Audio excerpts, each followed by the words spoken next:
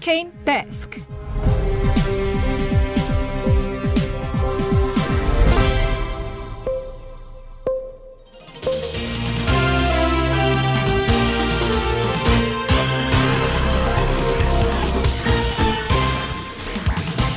먹고 살기 힘들어도 지나치면 안 되는 세상 소식 전해드립니다. 허리케인 데스크.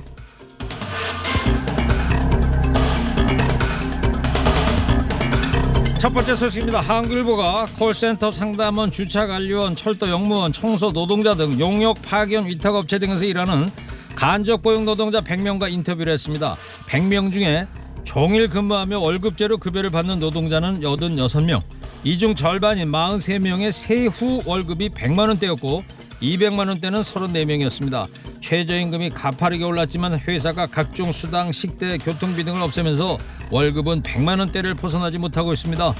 14년차 철도 영무원은 지난해 163만 원을 받았고 10년차 은행 경비원은 191만 원을 받았습니다. 많은 용역 파견업체가 노동자들과 1년마다 새로 근로계약을 맺기 때문에 월급에도 연차가 쌓이지 않습니다. 또 비정규직 중에서도 직접 고용된 계약직 노동자들의 지난해 평균 임금은 239만 원이었으나 같은 시기 용역 노동자 임금은 190만 원이었습니다.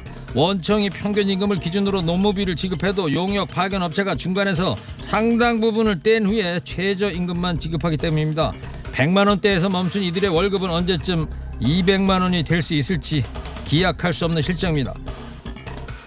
재주는 곰이 부리고 돈은 다른 사람이 챙겨가는 이런 구조 속에서 간접고용 노동자들은 언제쯤 일한 대가를 온전히 받을 수 있을까요? 100만 원대 월급을 받는다면 30년간 일해도 4억이 되질 않습니다.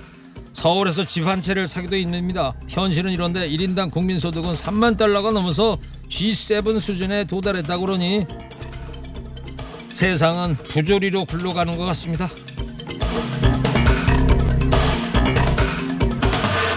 국토부와 공정위등 관계당국이 택배업계의 백마진과 리베이트 등 거래구조 개선 작업에 착수했습니다. 택배업계 간행처럼 이어진 백마진은 상품을 판매하는 업체가 소비자들로부터 받은 배송비보다 더 낮은 단가의 택배 계약을 하고 마진을 챙기는 것을 말합니다.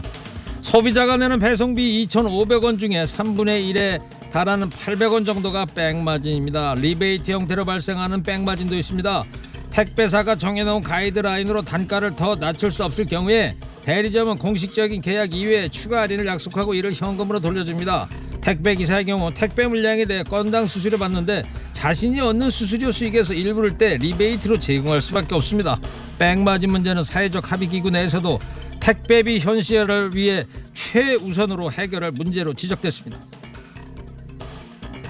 밥도 못 먹고 뛰어다니면서 겨우 건당 몇백 원 받는데 그마저도 백마진으로 들어간다고요? 택배비가 인상되더라도 이런 백마진 관행이 남아있는 한 인상된 금액이 택배 노동자들에게 돌아가지 않을 가능성이 커 보입니다.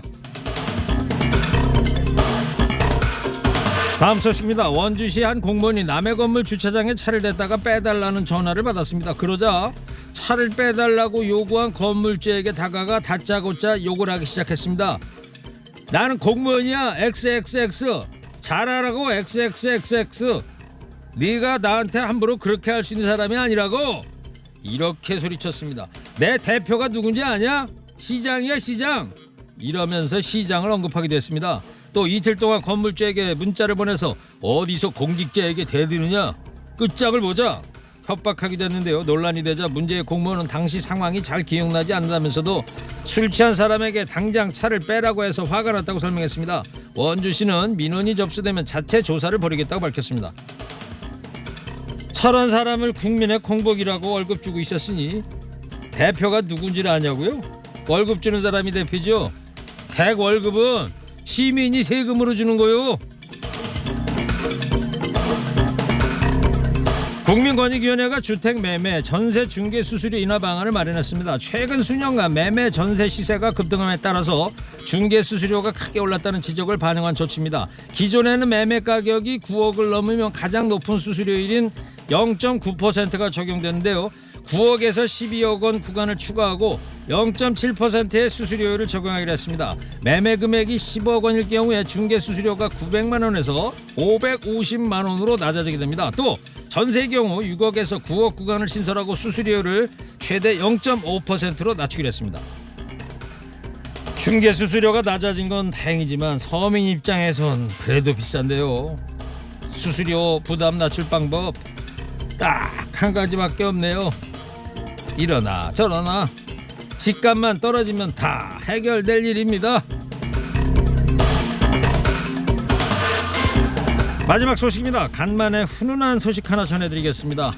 경기도 파주에서 주방용품을 만드는 한 중소업체인 삼각물산 김용호 대표가 저소득층 학생의 학업 지원을 위해 써달라며 평생 모은 재산 100억을 장학금으로 내놨습니다. 공술의 공수거가 삶의 신주인 김 대표는 2008년부터 기부를 해왔는데요. 이번엔 인생 황혼길에서 모든 것을 사회에 돌려주고 싶다 이러면서 평생 모은 재산을 아무 조건 없이 내놨습니다. 통 큰 기부를 했지만 그의 삶은 검소함 그 자체입니다. 서울 은평구 불광동 산기슭의 32평 아파트에서 승용차도 없이 파주에 있는 회사까지 매일 대중교통으로 출퇴근합니다. 기탁식에 입고 온 옷도 20년 된 양복이었습니다. 김 대표는 어린 시절 어려운 가정 형편 때문에 신문 배달하며 중학교에 다녀 어려움을 누구보다 잘 안다. 저소득층 학생들이 어려운 현실에서 벗어나 학업에 전념할 수 있도록 지원하고 싶었다. 장학생들도 훗날 주변의 어려운 이들의 아픔에 공감할 수 있는 훌륭한 인재로 성장해 해당 기부금이 나눔 선순환의 마중물이 되기를 바란다. 이렇게 말했습니다. 돈 많은 부자는 많아도 돈 제대로 쓰는 분은 참 보기 어려운데요. 코로나19로 팍팍한 요즘에 크게 감동받고 위로받았습니다. 대표님, 한 해 매출이 100억 정도 된다고 하던데요. 돈 많이 벌고 싶은 분들께 이분의 노하우를 전해드립니다. 돈은 쫓아간다고 벌어지는 것은 아닙니다. 돈은 가둬놓으면 가치가 없고 물이 흐르듯 필요한 곳으로 흘러가야 합니다. 오늘 허리케인 데스크 여기까지 하겠습니다. 깨어있는 시민이 됩시다.